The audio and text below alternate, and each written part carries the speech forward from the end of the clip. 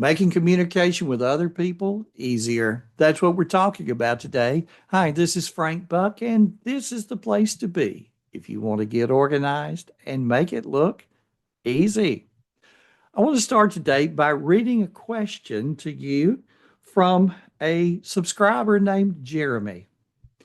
Thank you for sharing these insightful time management tips. I've been implementing your suggestion of assigning dates to tasks, and it's been a game changer. I'm curious, how would you recommend approaching tasks related to discussions with direct reports or my boss? Should I schedule each of them individually, or is it more effective to batch them together? I've noticed that when added individually, my task list can become quite long. Looking forward to your perspective on this. Thanks again. Well, Jeremy, thank you for your question. It is a great question. I keep in mind that I want input to be quick and retrieval to be instant. The simplest thing would be when something comes up, create a new task and put the person's name in that task. That would allow you to add that task very quickly right from your phone and not have to type a thing. Let me show you how. I pick up my phone, I hit one little button, I start talking my task. Here's a new task to add, and it's on the list. I've now earned the right to forget about it. It just doesn't get any easier than that. I'm done. I don't have to think about it anymore. And I'm at my desk, I hit a little keyboard combination and a window pops up for me to enter a task. This happens regardless of what I might be working on at the moment. And then that little window goes away. I earn the right to forget about it. It's on my list. Now, if you have a default due date set, like for me, when I enter a new task, it automatically takes on a due date of today, unless I give it some other date. So that part's handled for me. Later in the day, when I look at my inbox, everything that I've added to it during the day is right there. You and I can amend those due dates if needed and add any tags.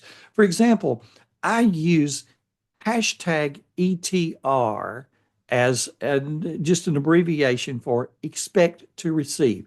Anything where someone else holds the responsibility for the action, but I want to be able to check up with them to make sure that nothing falls through the cracks. You could also have a tag for each of your direct reports or your boss and quickly add that tag to anything related to that person. That way, you just click on the tag and everything about them appears, whether it's something due right now or something that's coming up in the future. Now, one thing to keep in mind is that when you do click on that tag or you do a search for that person's name, it's also going to bring up those things that aren't due for quite some time. So you might want to go a step further to reduce that list to only the things that are relevant over the next week or so. So in Remember the Milk, that's very easy to do with something called a smart list. Let's say that Sam is a direct report and you have a Sam tag. Well, you could search for tag colon Sam and due before 7 days from now. Now, I'm going to put that little search in the body of the blog post so that people who are maybe new with Remember the Milk will see a little bit about how these smart lists work. And now I can just save as a smart list just with one tap of a button. And so now, once I've created that smart list one time, whenever Sam comes walking in the door, one click on that particular smart list would bring up anything tagged Sam that's overdue, that's due today, or that's due within the next 7 days. That would pull items that are tasks or even relevant subtasks that met that requirement. I hope this helps. If your direct reports also use Remember the Milk, you've got an additional possibility. Within Remember the Milk, you can give a task to someone else who's in your Remember the Milk contacts. The task shows up on their list and it also goes in a section on your Remember the Milk in the Given to Others section. The most important thing is to put everything into your task list. Don't trust your memory. Don't rely on random scraps of paper. They don't lend themselves very well to search.